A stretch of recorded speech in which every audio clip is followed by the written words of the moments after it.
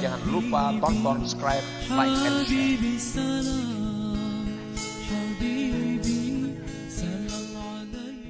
Berapa banyak wali daripada wali-waliullah yang dulunya jauh daripada taat kepada Tuhan. Kemudian tobat dia, membaguskan tobatnya, akhirnya jadilah mereka kepada sesuatu yang jadilah mereka kepadanya. Tidak sedikit wali-wali Allah itu nang asalnya orang ini sangat jauh dari Allah. Tidak sedikit wali-wali Allah nang asalnya dulu ahli maksiat kepada Allah. Tapi karena mereka menyadari kehinaan dirinya dengan maksiat itu, lalu mereka tobat, membaguskan tobat, akhirnya mereka jadi aulia Allah Subhanahu wa ta'ala. Mislu Fudail bin Iyad contohnya yang terkenal sudah kisahnya. Kana syatira, dulunya perampok. Nah, dulunya perampok.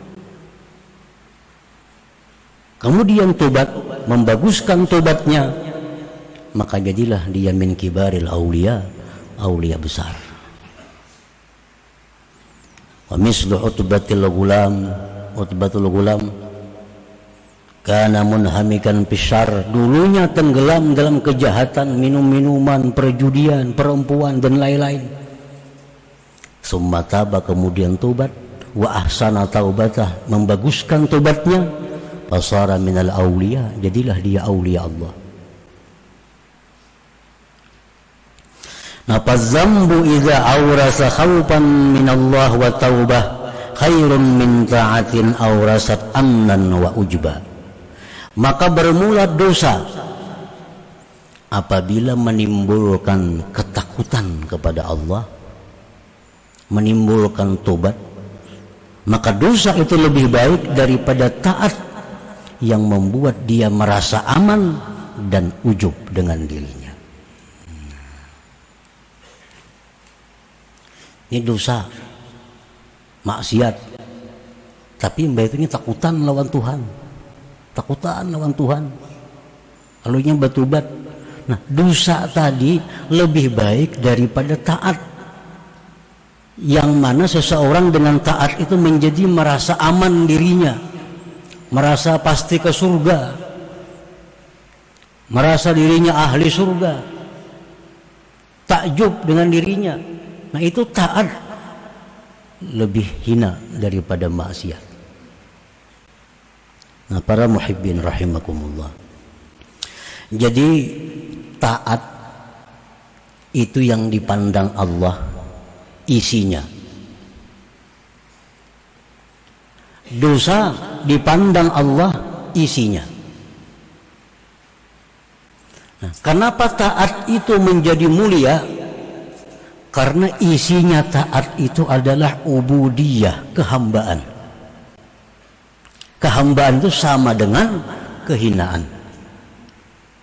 Jadi kalau kita berbuat taat, kalau diri kita merasa menjadi hamba Allah, diri kita merasa hina, diri kita merasa butuh kepada Allah, nah ini taat yang bermakna di sisi Allah, taat yang diterima oleh Allah. Kenapa maksiat itu menjadi musuh Allah? Kenapa dosa itu menjadi hal-hal yang merugikan seseorang? Karena di dalam dosa itu ada inat, ada ingkar kepada Allah. Di dalam dosa itu ada kesombongan seorang hamba kepada Allah. Lalu dosa itu mendatangkan siksa. Jadi sebenarnya bukan dosanya, bukan taatnya yang dipandang hakiki oleh Allah, itu adalah isinya. Bukan zahir perbuatan taat, bukan zahir perbuatan dosa, tetapi isinya yang dipandang oleh Allah.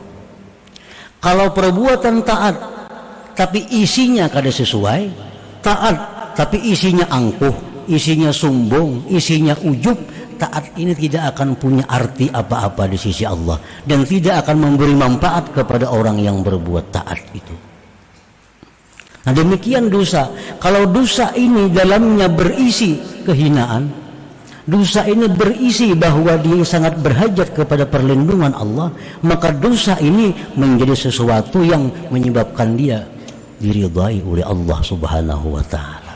Nah, jadi bukan dosanya, bukan taatnya yang dipandang Allah, tapi isi dari keduanya itu.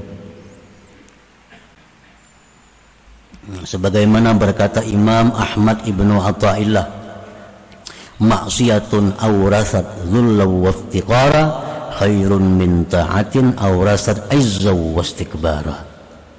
Maksiat tapi menimbulkan kehinaan dan keberhajatan kepada Allah lebih baik daripada taat yang menimbulkan kemuliaan dan kesombongan.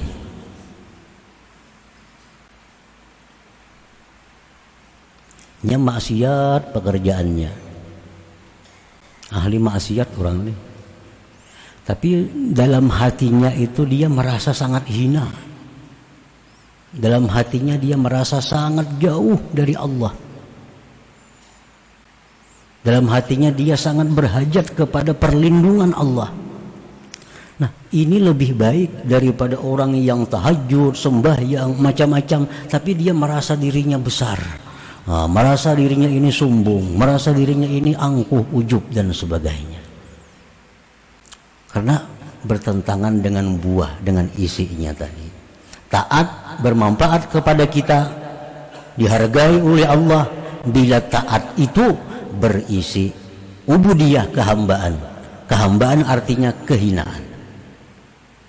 Nah, dosa itu menjadi penyakit, dosa menjadi azab bila isinya keangkuhan, bila isinya keangkuhan, keingkaran.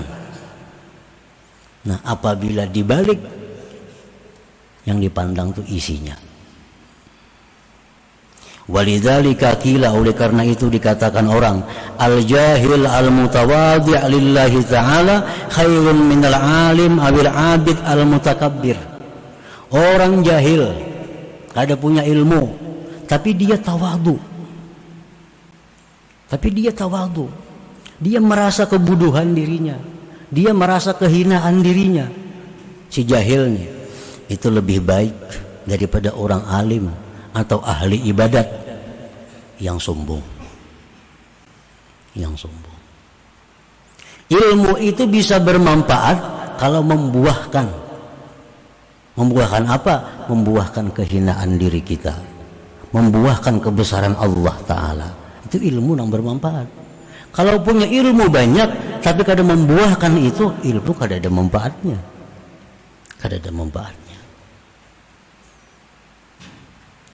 Al-asi al-mutazallil khairun minat ta'i'il mutakabbir. Orang yang maksiat kepada Allah tapi dia merasa dirinya hina di sisi Allah, merasa dirinya lebih hina dari orang-orang lainnya, itu lebih berharga di sisi Allah daripada orang yang taat namun dia merasa besar. Taat tapi sombong.